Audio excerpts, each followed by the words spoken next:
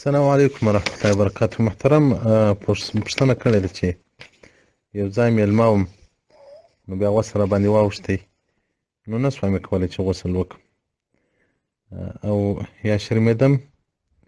او یا د یو تهمت څخه بېرېدلم،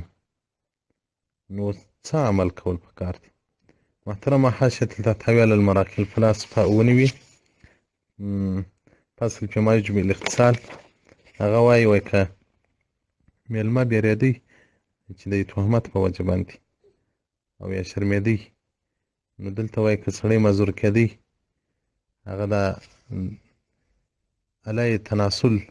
د ادبولو ځای ټینګ کړي، نو شهوت یې ختم شي، له هغه بعد ایله کړي او اوبه راووځي. د امام صاحب پر قول باندې په داسې غسل نه دی لازم، او د امام ابي حنیفه رحمة الله علیه، د امام احمد او محمد رحمة الله علیه مبارک په قول باندې چې په ده باندې غسل لازم دی، ځکه منې راووتل.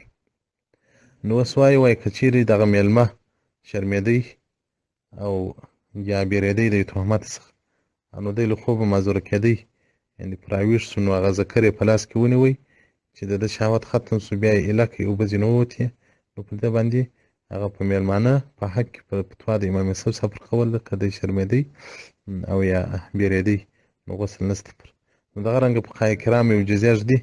که سړی تهمت څخه بېرېدی او یا شرمېدی، نهایي شرمېدی، هغه دې بیا تیمم ووایي، داسې تیمم لکه د لمانځه دپاره،